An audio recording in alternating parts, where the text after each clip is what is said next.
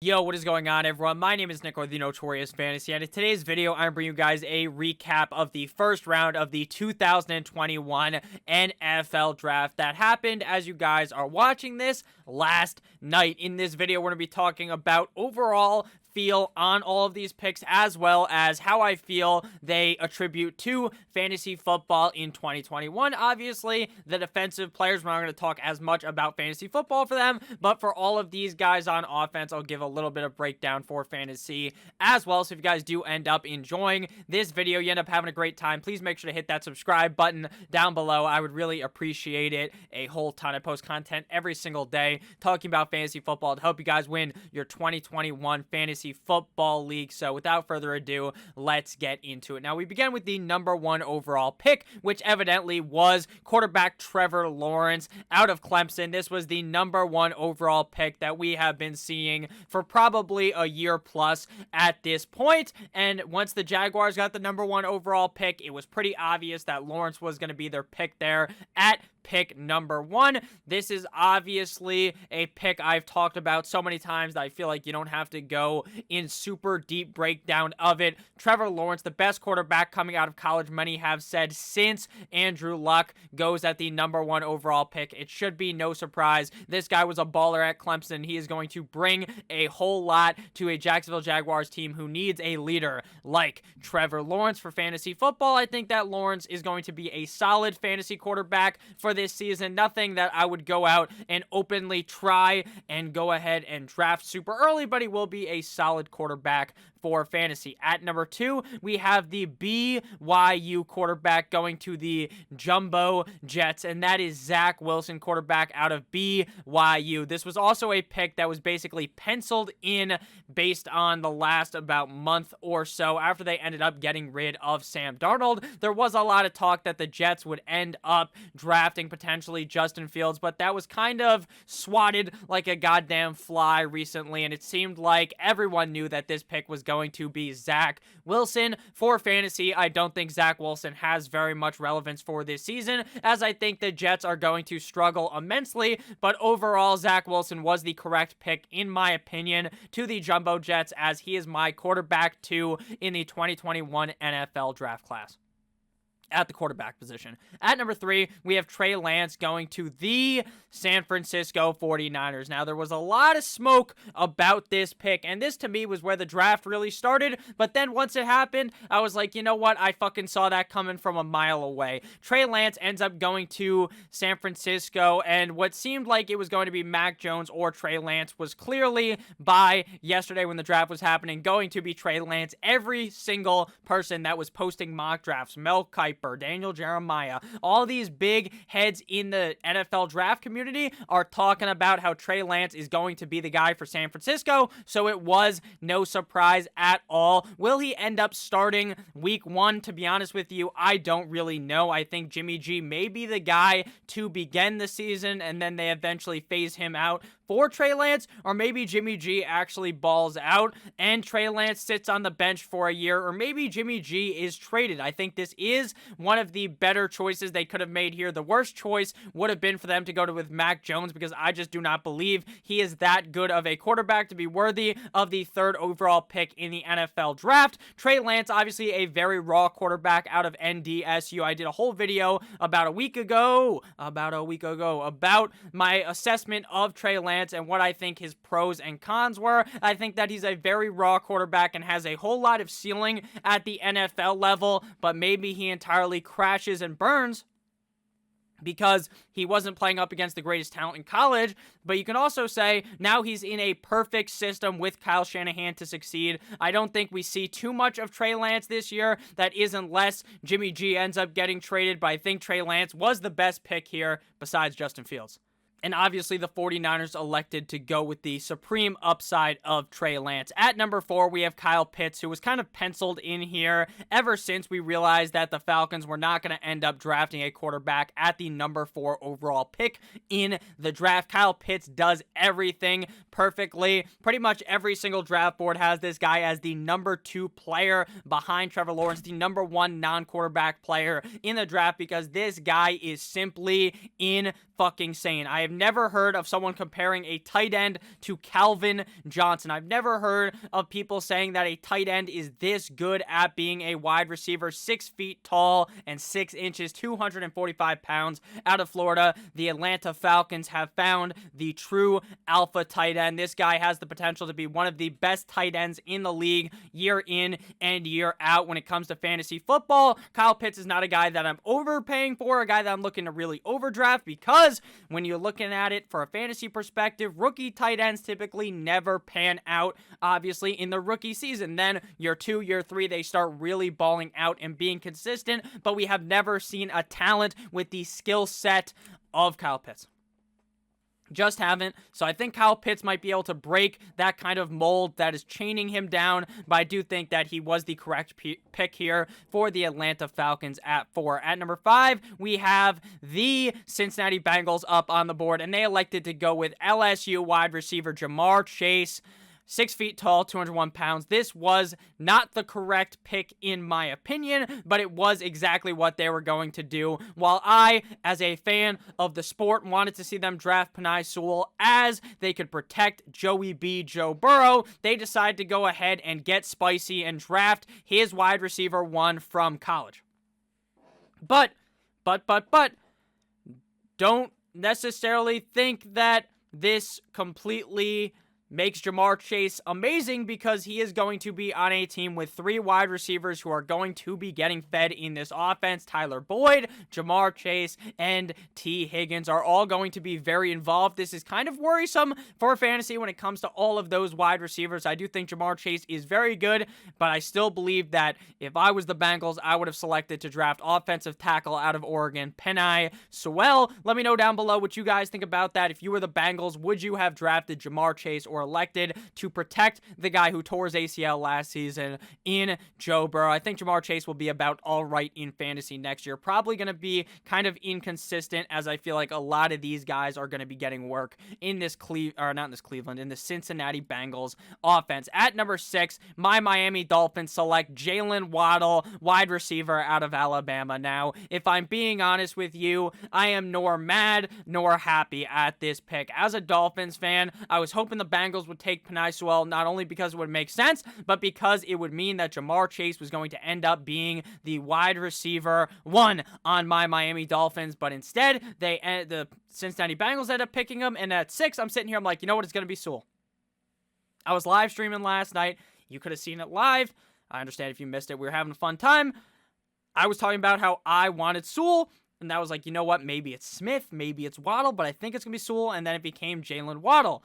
For fantasy, I don't love Jalen Waddle, as I think this Miami offense is going to be very spread out, as in Tua is going to be giving the ball out to all of these guys. He's not necessarily going to key in on one main guy, but if that was to happen, it might be the guy that he played with in college. Alabama boy Jalen Waddle, 5'10", 180 pounds. At this point is when I really realized that the NFL has a strong hatred for the Slim Reaper himself in Devontae Smith. I thought Devontae Smith could go ahead of Waddle. Now, a lot of people had Waddle projected to go ahead of him, as did I, but I thought maybe Smith could go to Miami, and he doesn't, and then he continues to kind of fall down the draft board. At number 7, the Detroit Lions end up selecting Penei Sewell out of Oregon. This was obviously the correct pick here. He falls all the way to 7, while Lions fans might have been foaming at their mouths for that beautiful wide receiver in Devontae Smith. They end up making the correct move. When you're building a team from scratch, one of the most important things to have is a good offensive line, and you start with what should be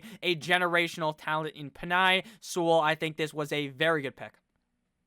A very good pick, and should hopefully help out Mr. Jared Goff. But again, they don't have too many wide receivers over there in Detroit. At number 8, we have J.C. Horn going to the Carolina Panthers. Now, at this point in the draft, I thought that the Panthers were just going to play it safe and draft Rashawn Slater. I thought maybe they would go ahead and get a little spicy and maybe draft a wide receiver, or I thought this was going to be the key scenario for them to either trade back or draft quarterback Justin Fields. I thought they were not 100% sold in on Sam Darnold, and I guess I was wrong when they elected to draft J.C. Horn, corner out of South Carolina. Many people will say that was the wrong pick because Patrick Surtain is better. I mean, yin fucking yang. They're kind of, the yin yang. saying, you know? Some people like the other one, the other people like the other one. It is what it is, you know? I think that's what that means.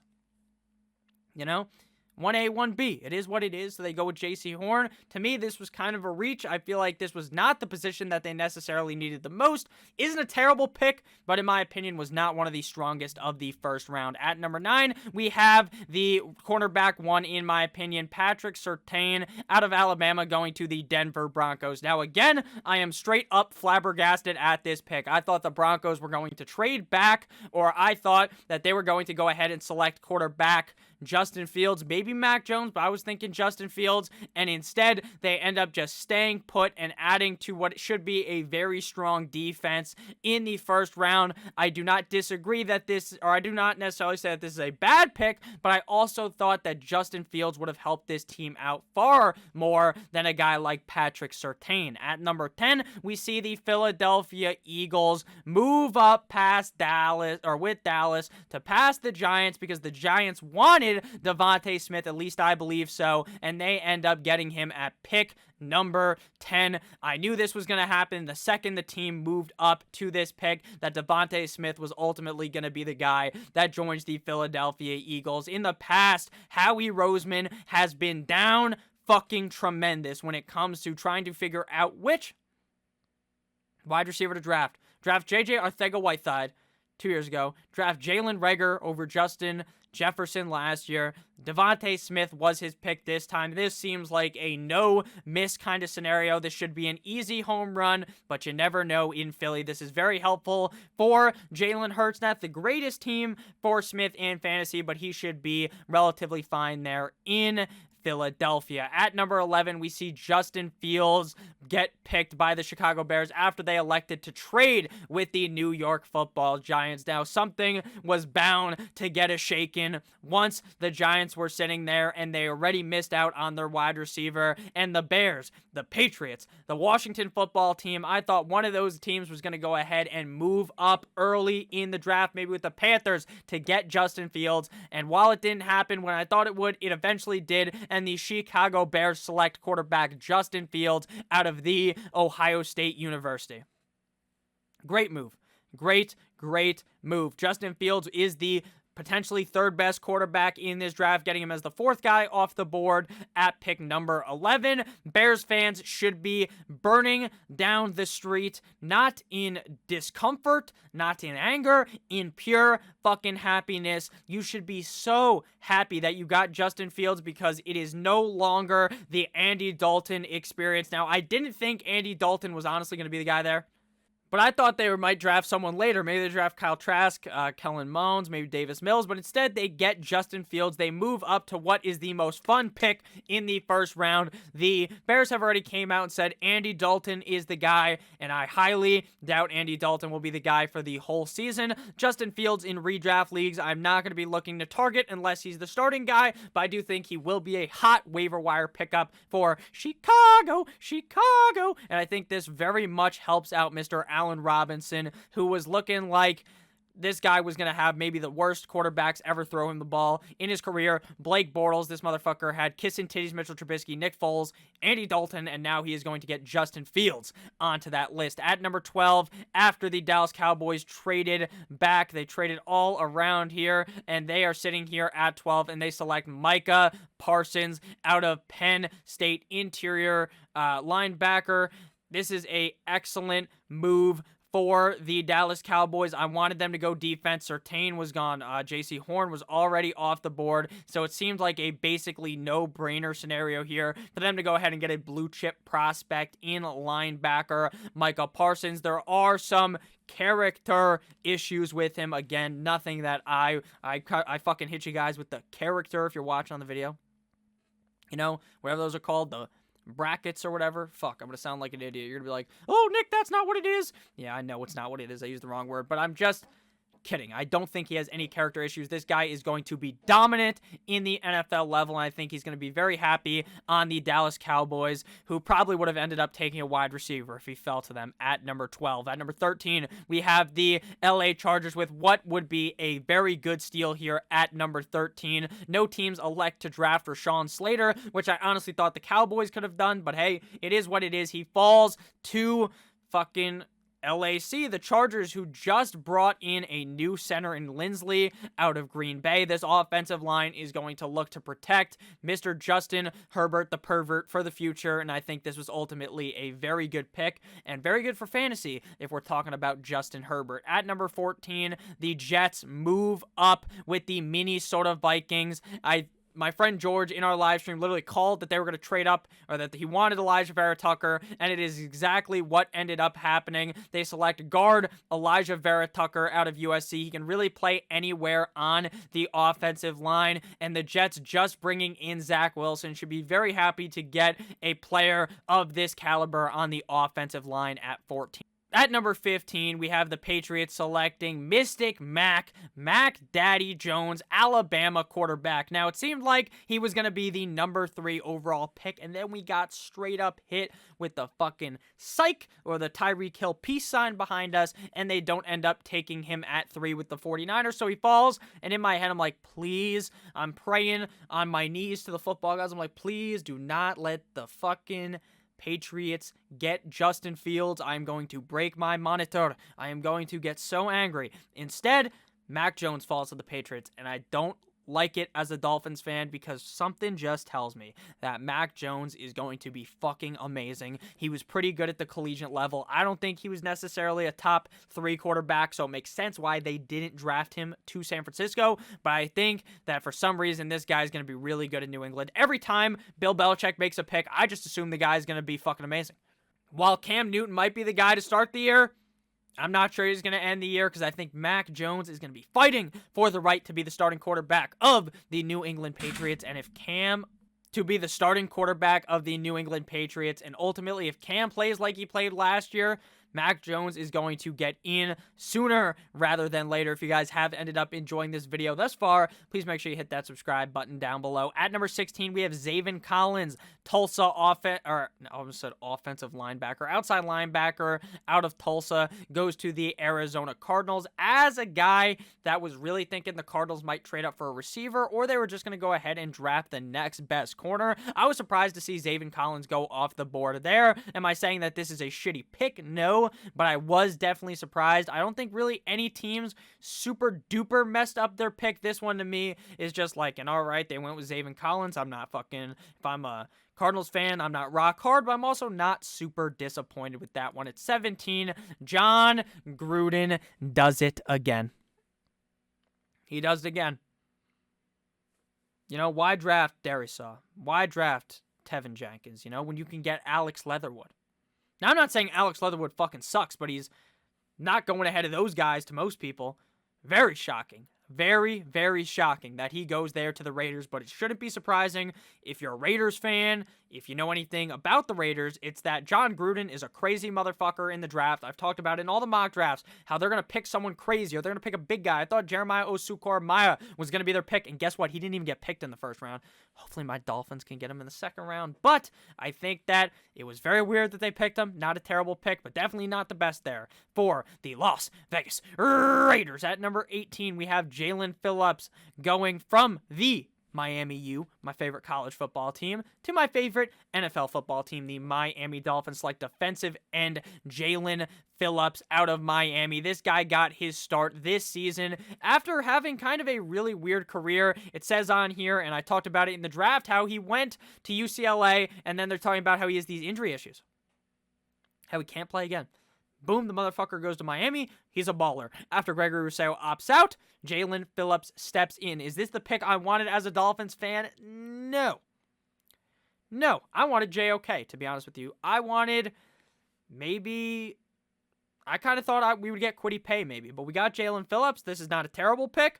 Nothing super spicy for me, but the Dolphins seem to really believe in this guy, as it came out that Flores thought he would be gone by now, so that when he was there, it was an instant pick. So very happy that Phillips went to Miami, as long as that was the right guy in Brian Flores' mind. At number 19, we have Jamin Davis out of Kentucky being picked at number 19. If you guys were watching the draft live stream, I was talking about how Jamin Davis was gonna go soon. I thought maybe he might be the first linebacker off the board. Things might get a little spicy, and he goes a couple picks later to the Washington football team. Do I love him ahead of the other guys? No. No. But I do think that the Washington football team sees something in this guy who seems like he could be pretty solid for the Washington football team that already has a very good defense. Kind of a reach, but not really, since a lot of people had him moving into the first round coming into the draft. At number 20, we have, in my opinion, one of the bigger reaches in the draft, and that is after the Giants traded with the Chicago Bears. They moved back to pick number 20, and they elect to select wide receiver out of Florida, Kadarius Toney. I don't think Kadarius Toney is bad, but I think Rashawn Bateman is so much better. I do not think that Kadarius Toney is bad. I thought he'd be a first-round pick, but ultimately I thought he would go much later. But he ends up going to the Giants. Giants fans, wouldn't draft him in fantasy. Will be probably all right. I mean, nothing really sexy at all about Kadarius Toney, in my opinion. At number 21, we have the Indianapolis Colts selecting Kwity. Yeah. We paid out of Michigan edge rusher. This is an excellent pick for the Indianapolis Colts. Kwity Paye was a guy that I thought would go much higher in the draft, falls all the way to 21 to the Indianapolis Colts. While I wanted the Colts to draft a playmaker at the wide receiver position, while I wanted them to maybe go ahead and select Caleb Farley out of Virginia Tech, instead they elect to draft Kwity Paye to add to what should be a pretty solid defense in Indianapolis to hopefully hoist up Carson Wentz. At number 22, we have the guy that I wanted to go before, Caleb Farley out of Virginia Tech, cornerback, going to Tennessee. I was talking about it during the draft that I think this is a no-brainer, simpleton pick to Tennessee to take a corner here. The Tennessee Titans offense is absolutely orgasmic. While they ended up losing Corey Davis, I think they can select a nice day 2 wide receiver. They didn't have to reach on one here. While I thought they could have taken Bateman, they elect to get Caleb Farley here to add to this defense. They already lost one of their cornerbacks whose name is escaping me. It's the Patriots guy who made that crazy pick in the Super Bowl against Russell Wilson. That motherfucker was gone, so Caleb Farley would be a no-brainer pick here to the Tennessee Titans. At number 23, Christian Darrisaw. All these offensive tackles were free, falling down the draft board. I thought Darrisaw, Tevin Jenkins were going to be easy top 25 picks, and they kept falling back. Obviously, the Minnesota Vikings traded back, and they are very happy to select Christian Darrisaw to protect Kirk Cousins. You like that. At number 24, we have the pick of the draft that was beautiful. I was on a absolute high horse after this. I was declaring it for a while. Najee Harris is the guy to Pittsburgh, and bada bing, bada boom, step inside the room. He becomes the guy for fantasy football. I'm cranking it off right now. I am so happy that Najee ended up in Pittsburgh. This is the perfect spot for Najee Harris to really have an excellent rookie season and an excellent career under Mike Tomlin. He develops all of these systems for these guys to run in. Benny Snell fucking sucks. And he could have good rushing games in this offense. James Conner, not the greatest. Great rushing games in this system. Le'Veon Bell, really good, has really good games, obviously. While the offensive line isn't the offensive line of the past in Pittsburgh, I think they'll be able to address that in the second round as these tackles are falling, and I was very happy to see Harris fall here. He is going to be amazing in fantasy football. I was getting a couple of questions. Where do I draft him? I don't think he ends up being a first-round pick, but the more I think about it, he might end up being a second-round pick. At number 25, and I love it, we have Travis Etienne. This is where the whole draft turned upside down. If you want to watch me react to this, you can check it out on Twitter or skip through the YouTube video from last night. And when they picked Travis Etienne, I genuinely almost cried because of how pissed off I was. I'm not a Jaguars fan. I don't understand this. Someone explain to me what in the fuck Urban Meyer was thinking. This is the first time ever in the draft era that a quarterback and running back from the same college team get drafted to the same NFL team in the same draft. That's crazy. But what's also crazy is when you have one of the best running backs in the league. Now, I'm not saying he's like fucking top 5 running back, right? James Robinson's like a top 12 guy, right? That's what you dream about. He's an undrafted free agent. He's free. Literally free. And you fucking use a first-round pick on Etienne. Why not protect James Robinson, protect Trevor Lawrence, and draft Tevin Jenkins or something? What were they thinking? What were they thinking? Urban Meyer was smoking on the loud package. I don't understand this at all. If you are a Jaguars fan, if you understand why they did this, explain it to me. Explain it to me. Please do. Please explain it to me. And then they're saying he's the third down back for the team. Why are you drafting a third down back in the fucking first round? I don't get it. What'd you bring in Carlos Hyde for if you knew you were going to do this? I'm so confused. So confused. This sucks for ETN because James Robinson will get carries. This sucks for Robinson because ETN will get carries. I'm not drafting either of them. And if Robinson goes late enough, I'll draft Robinson because maybe ETN gets hurt or something. But, like, I think this is going to be like a 50-50 running back by committee where you're just pissed off every single week trying to start one of these guys. Don't understand it at all. Don't understand it at all. Number 26, Gregory Newsome to the Cleveland Browns. This is a perfect pick here. Newsome falls down as Farley, Horn, as well as Surtain go ahead of him. I thought that the Browns were going to draft defensive line or edge rusher maybe. But they do kind of need corner, and Newsome fell, so very solid pick there. People are talking about how Newsome is like the sleeper pick when we're going into the mock draft season. We're talking about this, so that's a very solid pick for the Cleveland Browns. Much better than Travis Etienne. Fuck you, Jacksonville. At number 27, after the Ravens, this is their pick that they originally had, and then they have another pick because they moved around Orlando Brown to the Chiefs. They're here at 27. They elect to draft Rashad Bateman, wide receiver out of It Is Cold Like Minnesota. This is a great pick for the team, bad pick for fantasy.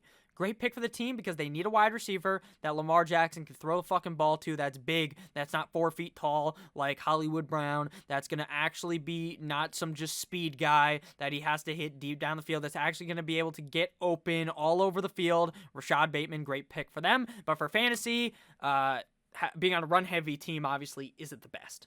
Is not the best for him. At number 28, we have Peyton Turner to the Saints. I was shocked when this happened. Shocked.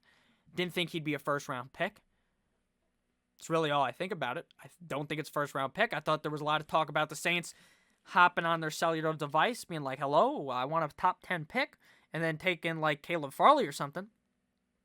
Maybe J.C. Horn, I meant, or maybe Patrick Surtain, maybe do that. Maybe move up, get Jalen Waddle, get, hey, we need Devontae Smith, but instead, we want Peyton fucking Turner, defensive end out of Houston. 29, another cornerback off the board. Eric Stokes goes ahead of Asante Samuel. I thought Asante Samuel might go ahead of him. Instead, they elect to draft a cornerback when Aaron Rodgers wants to burn the city of Green Bay down. He wants to burn it down. He wants to fucking get the fuck out of there. But now where does he go? How is he going to go anywhere? Every team has a quarterback now. What does he do? Maybe he kicks Drew Lock directly in his horse cock and becomes the starting quarterback of Denver. I don't know. Eric Stokes. Come on, man. I mean, Bateman went ahead of him, so maybe that was the excuse. Come on. Could have just moved up 2 picks and picked them. Have not drafted a skill position player in the first round since Rodgers took over at quarterback in Green Bay. The only time they did it was last year when they drafted, guess what? His backup. His protege, Jordan Love. What the fuck, man? Good pick, though, overall. Honestly, good pick, but with how pissed Rodgers is, yikes. At number 30, we see Gregory Rousseau, who I thought would fall out of the first round, ends up going to the Bills. Good fit for the Buffalo Bills. That defense I thought would be much better than it was last season. Did look good at points, but wasn't amazing. I think Gregory Rousseau adds a great deal of depth to this defensive front. I think that Gregory Rousseau is pretty good. I didn't think he'd be a first-round pick, but, you know, it is what it is. At 31, Jason away goes to the Baltimore Ravens, outside linebacker out of Penn State. I thought that since all these guys were available at O-tackle, they would just, Orlando Brown is gone. You stick another fucking guy in there, like, just jam him in there. But no, they don't do that. They draft Jason Away. Not a bad pick. Just personally not what I would have done. But it makes sense. Outside linebacker Jason Away. And final pick, everyone's talking, oh, it's going to be Joe. It's going to be J.O.K. It's going to be fucking Christian Barmore. Psych. That's the wrong number. It's Joe Tryon, Washington outside linebacker. Not sure I love it, but, Bruce Arians knows best. So real quick, let me name off a couple of players who did not get drafted in the first round to look for tomorrow before we get out of here. Some top available players, according to Adam Schefter. which I agree with. J.O.K., Jeremiah Osu-Carmaya, Christian Barrymore, Aziz Ojolari, Trayvon Morig, Elijah Moore, Rondell Moore, Nico Collins, Javonte Williams, Pat Fairmouth, Nick Bolton, Baron Browning, and Asante Samuel Jr. So thank you guys all for watching. Let me know who your favorite pick of the draft was so far, which pick you hated, and if you hate Urban Meyer like I do, fuck you, Urban Meyer. Thank you guys for watching. Have a great rest of your guys' day. Free James Robinson. I love you guys all. Stay safe. Hope you guys had fun on draft day. Goodbye. Oh, also subscribe. Make sure you do that for me. Thank you. Goodbye.